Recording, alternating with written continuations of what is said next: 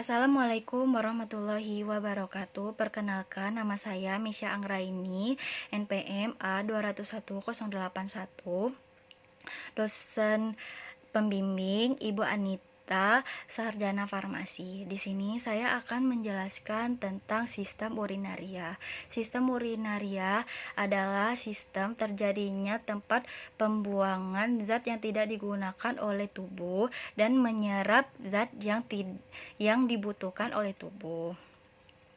Di dalam sistem urinaria ini terdapat 4 bagian, yaitu ginjal, ureter, kandung kemih, dan uretra. Nah, di dalam sistem urinaria ini berperan sebagai keseimbangan homeostasis tubuh manusia.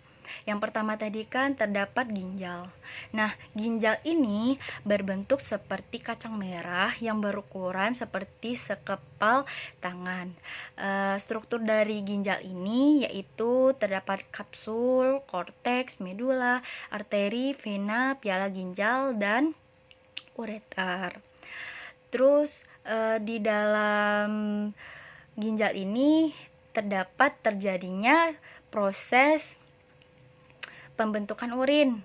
Yang pertama itu ada filtrasi. Nah, filtrasi ini proses penyaringan zat metabolisme yang tidak dibutuhkan oleh tubuh yang terjadi di dalam glomerulus dan kapsul Bowman, yang hasil akhirnya itu adalah urin primer, yang lalu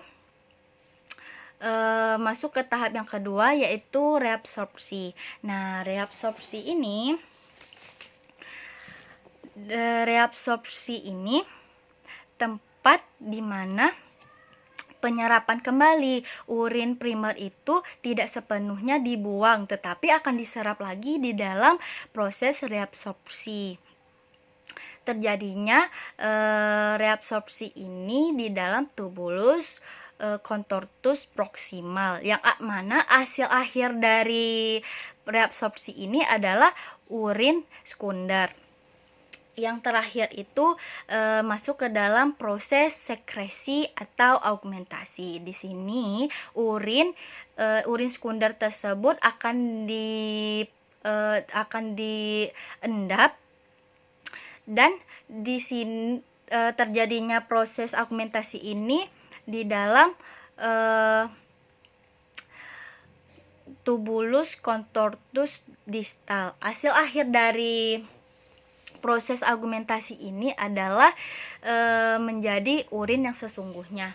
Nah, biasanya itu hasil dari urin itu, urin yang normal atau sehat itu mengandung 90% air, 2% urea, dan 2% lagi air. Dan metabolisme lainnya seperti mengandung obat-obatan di dalamnya, dan biasanya di dalam proses urin ini akan mengidentifikasi adanya penyakit atau tidak melalui warna dari urin. Yang kedua, bagian yang kedua itu ada ureter. Ureter itu ureter itu panjangnya 30 sampai 40 cm. Nah, terdapat 3 lapisan. Nah, yang pertama itu terdapat lapisan jaringan fibrosa, lapisan otot polos, yang terakhir itu lapisan mukosa. Nah, yang ketiga ada kandung kemih. Nah, kandung kemih ini terletak di semiphysis pubis. Nah, dinding kandung kemih ini yaitu lapisan peritoneum, terus tunika muscularis, terus tunika submukosa. Yang keempat ada lapisan mukosa. Pada yang terakhir itu ada uretra. Nah, di uretra ini pada pria panjangnya 17 sampai 22,5 cm. Nah, pada wanita panjangnya itu 2,5 sampai 3,5 cm. Terus lapisan uretra pada pria itu ada lapisan mukosa dan lapisan submukosa.